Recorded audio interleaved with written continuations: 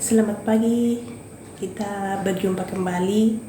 Semua karena anugerah Tuhan, semua karena perkenanan Tuhan. Kita kembali melanjutkan pembacaan kita. Kita sudah sampai di Matius 8. Kita akan baca ayat 1 sampai ayatnya yang ke-34. Mari kita berdoa terlebih dahulu. Kami mengucap syukur padamu Tuhan, Engkau begitu baik, sungguh teramat baik. Pada pagi hari ini kami boleh bangun, kami boleh memasuki hari yang baru, semua karena Tuhan, semua karena perkenanan Tuhan. Sebelum melakukan aktivitas kami rindu membaca firman Tuhan, karena firman-Mu itu adalah penuntun jalan kami, firman-Mu adalah terang bagi kaki kami, pelita bagi kaki kami dan terang bagi jalan kami. Terima kasih Tuhan, kami mau terus berharap padamu buat kami supaya kami tidak lupa akan firman-Mu di dalam nama Tuhan Yesus. Haleluya. Amin. Matius pasal 8 ayat 1 sampai 34 saya bacakan dari sini. Yesus menyembuhkan seorang yang sakit kusta.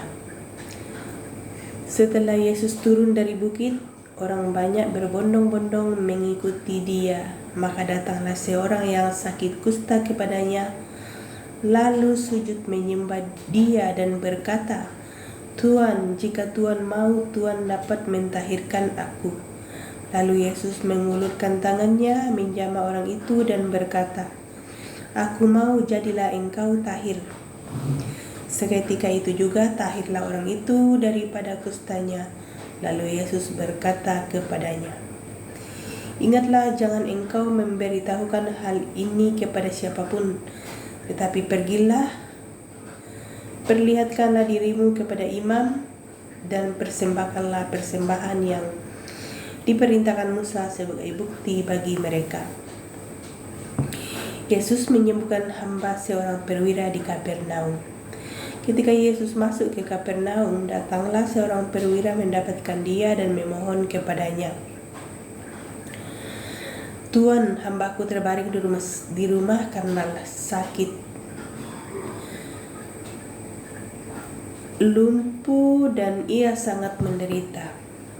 Yesus berkata kepadanya, "Aku akan datang menyembuhkannya." Tetapi jawab perwira itu kepadanya, "Tuan, aku tidak layak menerima Tuan di dalam rumahku. Katakan saja sepatah kata, maka hambaku itu akan sembuh. Sebab aku sendiri seorang bawahan, dan di bawahku ada pula prajurit. Jika aku berkata kepada salah seorang prajurit itu, 'Pergi,' maka ia pergi, dan kepada seorang lagi, 'Datang,' maka ia datang. Ataupun kepada hambaku, 'Kerjakanlah ini,' maka ia mengerjakannya." Setelah Yesus mendengar hal itu, heranlah ia dan berkata kepada mereka yang mengikutinya, "Aku berkata kepadamu, sesungguhnya iman sebesar ini tidak pernah aku jumpai pada seorang pun di antara orang Israel. Aku berkata kepadamu, banyak orang akan datang dari timur dan barat dan duduk makan bersama-sama dengan Abraham, Ishak, dan Yakub di dalam kerajaan sorga. Sedangkan anak-anak kerajaan itu akan dicampakkan ke dalam kegelapan yang paling gelap. Di sanalah akan terdapat ratap dan gertak gigi." Lalu Yesus berkata kepada perwira itu, "Pulanglah dan jadilah kepadamu seperti yang engkau percaya." Maka pada saat itu juga sembuhlah hambanya. Yesus menyembuhkan ibu mertua Petrus dan orang-orang lain. Setibanya di rumah Petrus, Yesus pun melihat ibu mertua Petrus terbaring karena sakit demam. Maka dipegangnya tangan perempuan itu, lalu lenyaplah demamnya. Ia pun bangunlah dan melayani dia.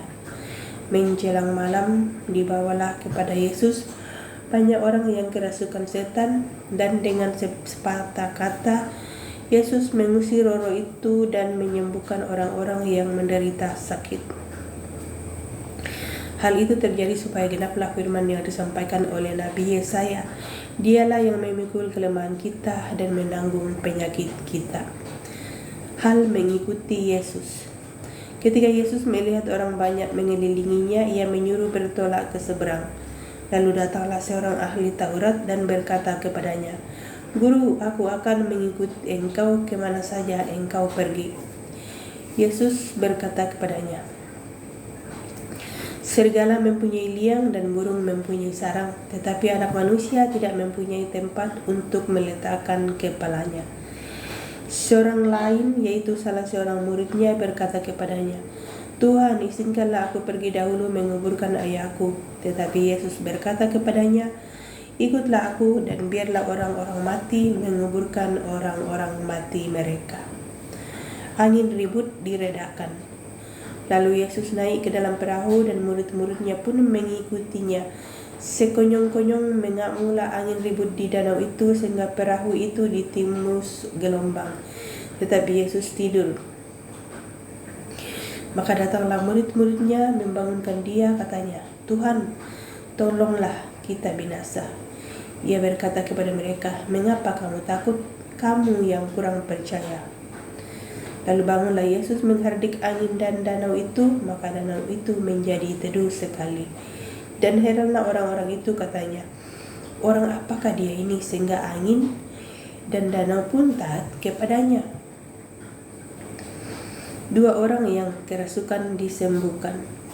Setibanya di seberang, yaitu di daerah orang Gadara, datanglah dari kuburan dua orang yang kerasukan setan menemui Yesus. Mereka sangat berbahaya sehingga tidak seorang pun yang berani melalui jalan itu. Dan mereka itu pun berteriak, katanya, "Apa urusanmu dengan kami, hai Anak Allah? Adakah engkau kemari untuk menyiksa kami sebelum waktunya?" Tidak jauh dari mereka itu sejumlah besar babi sedang mencari makan.